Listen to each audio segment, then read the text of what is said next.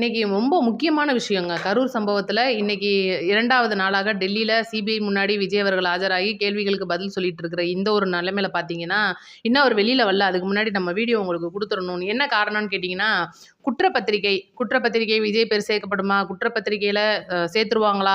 சேர்த்துட்டா என்ன ஆகும்? இன்னைக்கு விஜய் அவர்கள் வந்து யார் மேல குற்றம் சாட்டியிருக்காரு? ஏற்கனவே நம்ம வீடியோ போட்டிருப்போம். முதல் நாள் அதாவது 12ஆம் தேதி நடந்த முதல் கட்ட விசாரணையில பார்த்தீங்கன்னா, தமிழக அரசு மேல விஜய் அவர்கள் குற்றம் சாட்டியிருக்காருன்னு நம்ம ஏற்கனவே சொல்லிட்டோம். இன்னைக்கு பார்த்தீங்கன்னா, முழுக்க முழுக்க காவல்துறையினர் மீது வந்து ஒரு குற்றம் சாட்டியிருக்காரு. ஏன்னா, பாதுகாப்பு வந்து அவங்க சரியா குடுக்கல. இருக்கிற மக்களுக்கு தகுந்த மாரி பாதுகாப்பு இல்ல. அந்த பிரச்சாரமான அந்த கட்டுப்பாடு வந்து அங்க இல்ல அப்படின்ற மாரி வந்து ஏகப்பட்ட ஒரு குற்றச்சாட்டுகள் வந்து இன்னைக்கு காவல்துறை மேல விஜய் அவர்கள் குடுத்திருக்காரு. நம்மளுக்கு தகவல் வந்திருக்கு. அந்த ஒரு விசாரணை அடிப்படையில இன்னைக்கு வந்து சிபிஐ அவர்கள் வந்து அவ்வளோதான் இன்னையோட விசாரணை முடிஞ்சு போச்சு. இதுக்கு மேல அவங்க என்ன பண்ணுவாங்கன்னு கேட்டீங்கன்னா, குற்றப்பத்திரிகை தாக்கல் பண்றதுல விஜய் அவர்களோட பேரு சேர்க்கப்படுதா அப்படின்றது தான் கேள்வி. முதல்ல மக்களுக்கு சொல்லப் போறது என்னன்னு கேட்டீங்கன்னா, குற்றப்பத்திரிகை என்றால் என்ன? ஏன்னா எல்லாருமே வந்து ஐய்யய்யோ! விஜய் பேர வந்து குற்றப்பத்திரிகையில சேர்க்கிறாங்களா? அது வந்து என்னன்னு தெரியலையே! ஒருவேளை தமிழக வெற்றி கழக கட்சிய முடக்குறதுக்கான ஒரு பெரிய சதி நடக்குதோ? விஜய் அவர்கள முடக்குறதுக்கான ஒரு சதி நடக்குதா? பிஜேபி பக்கம் இழுக்க பார்க்குறாங்களா? செயல்பட விட மாட்டேன்றாங்களா அப்படின்னு சொல்லிட்டு ஏகப்பட்ட கேள்வி.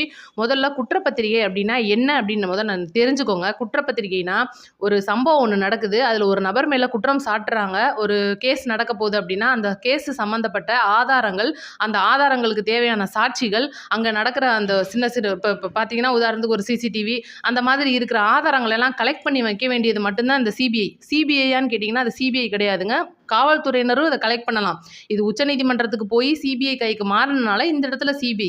அப்போ அந்த காவல்துறையினரோட வேலைய அந்த சிபிஐ செய்யுது அப்படின்னா, இந்த மொத்தத்தையும் ஒரு பத்திரிகை மாரி அதாவது ஒரு புக்கா ரெடி பண்ணி நீதிமன்றத்துல ஒப்படைப்பாங்க. அந்த உச்சநீதிமன்றத்துல ஒப்படைக்கும்போது, இந்த குற்றப்பத்திரிகையில இருக்கிறவங்க பேர்கள்லாம் அங்க வந்து விசாரணை நடக்கும். அதாவது வாய்தா போடுவாங்க. அந்த மாரி தெரியும்ல உங்களுக்கு. அந்த மாரி வந்து விசாரணை நடக்கும். அதுக்கு பேரு தான் குற்றப்பத்திரிகை. இது என்னமோ பெரிய பூகம்பம் மாதிரியும் இன்னைக்கு நியூஸ்காரங்க பூரா விஜய் அவர்கள் பேரு சேர்க்கப்படுதா? கண்டிப்பா சேர்ப்பாங்க அப்படின்றது தான் உண்மை. இது ஒரு பெரிய விஷயம் கிடையாது.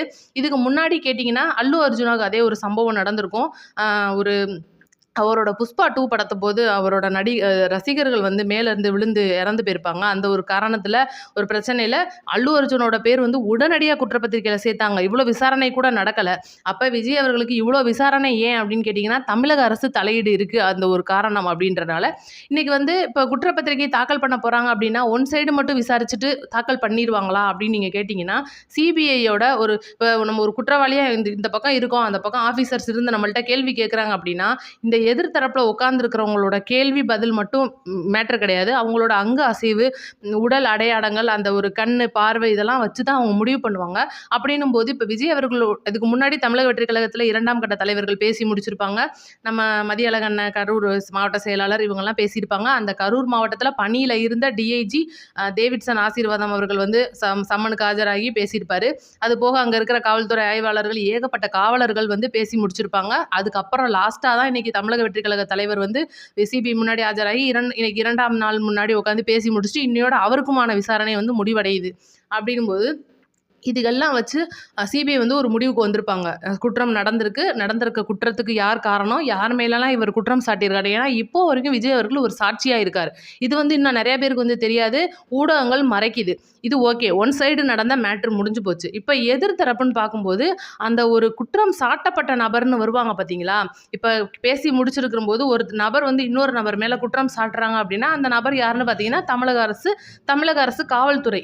தமிழ்நாட்டோட காவல்துறை மேலேயும் குறிப்பா அங்க இருக்கிற காவலர்கள் மற்றும் அந்த காவலர்களுக்கான ஒரு தலைமை அவங்கள மேல குற்றம் சாட்டியிருக்காங்க அப்படின்னா, சிபிஐ கேட்ட கேள்வி வந்து விஜய் அவர்கள்ட்ட கேட்ட கேள்வி, நீங்க லேட்டா வந்துட்டீங்க. வந்ததுக்கப்புறம் உங்களோட பிரச்சாரத்தை தொடர்றீங்க. தொடர்ந்ததுக்கப்புறமா ஒரு சலசலப்பு நடக்குது. சலசலப்பு நடக்கும்போது நீங்க வாட்டர் பாட்டில் தூக்கி போடுறீங்க. குழந்தை காணோன்ற மேட்ரு வருது. இதெல்லாம் நடந்துட்டு இருக்கும்போதும் நீங்க உங்க பேச்ச தொடர்றீங்க. ஏன் காரணம்? ஏன் லேட்டா வந்தீங்க? இது வந்து நார்மலான கேள்விகளா போயிட்டு இருந்தது. இதுக்கு பதிலும் குடுத்தாச்சு. இப்ப விஜய் அவர்கள்கிட்ட இன்னைக்கு இங்க நடந்த சம்பவங்கள்னு நீங்க கேட்டீங்கன்னா, நீங்க லேட்டா வந்ததுக்கான காரணம் ஏற்கனவே சொல்லியாச்சு. ஆல்ரெடி மக்கள் நின்னாங்க, முடிஞ்சு போச்சு. இருந்தாலும் கூட லேட்டா வந்துட்டும் அந்த கூட்டத்துக்குள்ள நீங்க போன காரணம் என்னன்னு கேட்கும்போது, விஜய் அவர்கள் தெளிவாவே சொல்லிட்டாரு. என்னைய காவல்துறையினரின் வழிகாட்டுதலின் படி தான் வந்து நாங்க வண்டிய இயக்குனோம். அப்படின்னும்போது முடிஞ்சு போச்சு. இந்த சம்பவம் நடந்ததுக்கப்புறம் எவ்வளோக்கு எவ்வளோ நீங்க லேட்டா வந்திருந்தீங்கன்னா கூட, சம்பவம் நடந்ததுக்கப்புறம் நீங்க சீக்கிரமா அந்த இடத்த விட்டு காலி பண்ணுனது எப்படி? அப்படின்னு சொல்லி ஒரு கேள்வி வரும்போது, எல்லாருக்குமே தோணும். என்னடா வரும்போது லேட் ஆச்சு, சீக்கிரமா கிளம்பிட்டாரே அப்படின்னு தோணும்போது, அதுக்கும் காவல்துறையினரின் வழிகாட்டுதல் படியே தான் நான் வந்த வழி போனேன். எனக்கு பாதுகாப்பா அவங்க தான் அனுப்பிச்சு வச்சாங்க. என்னைய இந்த இக்கட்டான சூழ்நிலையில நீங்க இருக்க வேணாம்னு சொன்னதும் காவல்துறை. எல்லா விவரமும் விஜய் அவர்கள் சொல்லியிருக்காரு. இது போக என்ன நடந்தது கேட்டீங்கன்னா, இப்ப கரூர் சம்பவம் நடந்திருக்கு. இந்த ஒரு விஷயத்துல இந்த மாரி பேசி முடிச்சிருக்காங்க. இந்த ஒரு விஷயத்தோட நீ வந்து சிபிஐ வந்து குற்றப்பத்திரிகை தாக்கல் பண்ணிருமா அப்படின்னு கேட்டீங்கன்னா, அ பிப்ரவரி மாசம் 15ஆம் தேதிக்கு மேல, அதாவது அடுத்த மாசத்துக்கு ஒரு 2 வாரம் கழிச்சு தாக்கல் பண்றாங்க. கண்டிப்பா விஜய் அவர்களோட பேர் வந்து சேர்க்கப்பட வாய்ப்பு உள்ளது. இது வந்து மறுக்க முடியாத உண்மை. ஏன்னா நடந்த குற்றங்கள் வந்து யார் மேல குற்றம் வருதோ, அந்த 41 உயிர்களுக்கான ஒரு நீதி கிடைக்கணும் அப்படின்றதுக்காகவும், இன்னைக்கு கேஸ் சிபிஐ கையில போயிருக்கு. அப்படின்போது அந்த இறந்தவங்க குடும்பத்திலேருந்து தான் 2 பேர் சிபிஐக்கு மாத்த சொல்லியிருப்பாங்க. அப்ப அவங்களோட வேலைய அந்த சிபிஐ வந்து செஞ்சாகணும். கண்டிப்பா பண்ணிருவாங்க. இதுக்கு அப்புறமா வந்து விசாரிக்கப்பட்ட நபர்கள் பார்த்தீங்கன்னா, இப்ப அமைச்சர்கள், தமிழ்நாட்டு அமைச்சர்கள் அன்பில் மகேஷா இருக்கட்டும், செந்தில் பாலாஜியா இருக்கட்டும், இன்னும் அங்க இருக்கிற ஏகப்பட்ட ஒரு கட்சி சார்புலயும் சரி, இல்ல அரசியல் ரீதியாவும் சரி, விசாரிக்க வேண்டிய விசாரணைகள் நெறைய இருக்கு. அவங்க சைட்லயும் விசாரணை முடிஞ்சதுக்கு அப்புறம் தான், இந்த கேஸோட வந்து குற்றப்பத்திரிகை, அந்த ஒரு கேஸோட முழுமை அப்படின்றது முழுமை பெறும். இது பார்த்தீங்கன்னா, சில பேர் வந்து இன்னைக்கு பிஜேபியோட விஜய் அவர்கள் போமாட்டேன்றாரு. அதனால தான் வந்து இன்னைக்கு விஜய் வந்து இந்த அளவுக்கு ரொம்ப போட்டு பாடாப்படுத்துறாங்க. இன்னைக்கு விஜய் அவர்கள் வந்து ஒரு வார்த்தை சொல்லியிருந்தார் அப்படின்னா, இந்த அளவுக்கு பெரிய விஷயம் நடந்திருக்காது. ஏன்னா, ஏகப்பட்ட கேஸுகள் இன்னைக்கு நம்ம தமிழ்நாடு பார்த்துருக்கு. ஆனா, இதுவரைக்கும் எந்த ஒரு கட்சி தலைவருமே சிபிஐ முன்னாடி உட்காந்து பேசுனது கிடையாது அப்படின்றது தான் உண்மை. இன்னைக்கு சிபிஐ முன்னாடி ஒரு கேஸ் விஷயமா பேசக்கூடிய ஒரே கட்சி தலைவர் அப்படின்ற பேர்ல இன்னைக்கு விஜய் அவர்கள் தான் இருப்பாரு. இது யாராலயுமே மறுக்க முடியாது. இன்னைக்கு விஜய் அவர்கள் வந்து நேத்து நைட்டே பார்த்தீங்கன்னா, கிளம்பி வந்திருந்தாரு. நட்சத்திர ஹோட்டல்ல இது கூடயோ பேசுறாருப்பா. ஏதோ பிரச்சனை போயிட்டுருக்கு. ஏதோ இந்த ஜனநாயகன் படத்தெல்லாம் நிப்பாட்டி வச்சிருக்கிறதே இதனால தான். இன்னைக்கு வந்து குடைச்சல் ஓவரா இருக்கு. செயல்பட விடாம தடுக்குறாங்க. இதுக்கெல்லாம் வந்து ரொம்ப மன அழுத்தத்தில விஜய் அவர்கள் இருக்காரு. இதெல்லாம் வந்து பார்த்தீங்கன்னா, முழுக்க முழுக்க பிஜேபியோட கூட்டணி வைக்கிறதுக்கான ஒரு அ இழுக்க பார்க்குறாங்க. இதுக்காக தான் வந்து இந்த மாரிலாம் நடத்துறாங்கன்னு சொல்லிட்டு ஏகப்பட்ட இடத்துல ரூமர் எல்லாம் பரவிட்டு இருக்கு. இதுக்கும் அரசியலுக்கும் சம்மந்தம் கிடையாது. என்னதான் வந்து நம்ம வாய் சும்மா வெறும் வாய் எதுக்கு மெல்லணும், அவள் போட்டு மெல்லணும் அப்படின்னு நம்ம பேசினாலும் கூட இதுக்கும் அரசியலுக்கும் துளியளவு சம்மந்தம் இல்லை. ஏன்னா எப்பேற்பட்ட அதிகாரியா இருந்தாலும் சரி, அரசு அதிகாரியா இருந்தாலும் சரி, பெரிய பெரிய அரசியல்வாதியா இருந்தாலும் சரி, பிரதமரே இருந்தாலும் சரி, சிபிஐ முன்னாடி கை கட்டி உட்கார்ந்து பதில் சொல்லக்கூடிய இடத்துல தான் இன்னைக்கு நம்ம தமிழ்நாடு, இந்தியா அப்படின்றது இருக்கு. ஏன்னா நம்ம சிபிஐ அதிகாரிகளை மதிக்கிறோம் அப்படின்ற ஒரே காரணத்துக்காக நம்மளோட அரசியலமைப்பு சட்டமும் அப்படிதான் இருக்கு. இன்னைக்கு அந்த ஒரு வகையில பார்த்தீங்கன்னா, இன்னைக்கு விஜய் அவர்களோட விசாரணை நிறைவடைந்ததுக்கு அப்புறமா அவர் எப்பவும் போல வீட்டுக்கு வந்துருவாரு. அவரோட பணிகள்ன்றது தொடரப்போது. ஏற்கனவே செங்கோட்டையன் அவர்கள் வந்து சொல்லியிருப்பாரு. 23ஆம் தேதி பார்த்தீங்கன்னா, பெரிய ஒரு தமிழ்நாட்டுல மாற்றம் இருக்கு. எல் திடீர்னு யாரும் ஒரு எதிர்பார்க்காத ஒரு திடீர் அறிவிப்பு ஒண்ணு வரும். தமிழ்நாட்டு மக்களுக்கு ஒரு சந்தோஷமான அறிவிப்பா இருக்கும் அப்படின்னு சொல்லியிருப்பாரு.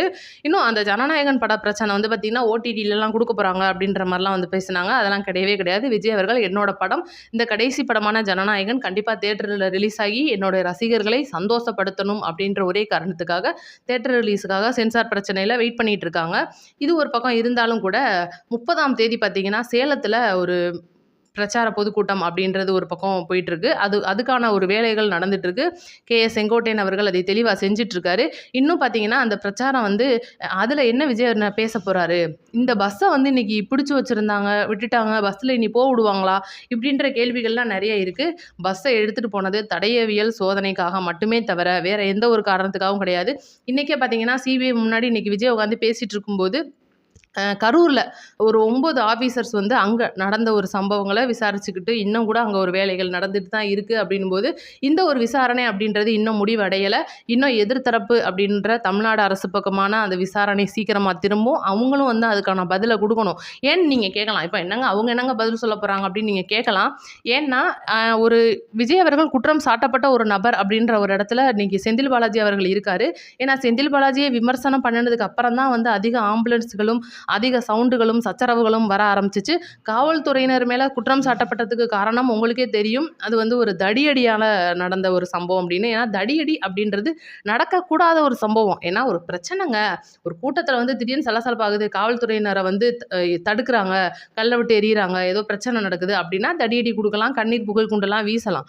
ஒண்ணுமே நடக்காத ஒரு தலைவரை பார்க்க வந்த ஒரு கூட்டத்துல நீங்க திடீர்னு தடியடி குடுக்கும்போது ஒரு 50,000 பேர், ஏன்னா நம்ம இவ்வளோ நாள் வந்து 27,000 பேர் தான் நினைச்சிட்டு இருந்தோம். ஆனா இன்னைக்கு அவங்களே சொல்றது வந்து பார்த்தீங்கன்னா 50,000 பேருன்னு சொல்றாங்க. அப்ப 50,000 பேர் இருக்கிற ஒரு கூட்டத்துல நீங்க திடீர்னு தடியடி குடுக்கும்போது அந்த மக்கள் நாலா பக்கமும் சிதறி ஓட தான் செய்வாங்க. அந்த ஒரு அமைப்பு மாரி இந்த ஒரு கடை மாரி போட்டிருக்கும். நீங்க பார்த்துருப்பீங்க. ஒரு இடத்துல இருந்து அப்படியே மொத்தமா பசங்கலாம் கீழ விழுந்திருப்பாய்ங்க. அந்த ஒரு இடத்துல நடந்த அந்த தடியடின்றது பார்த்தீங்கன்னா, அந்த கரூர்ல அந்த அலை மாரி அடிச்சிருப்பாங்க மக்கள்.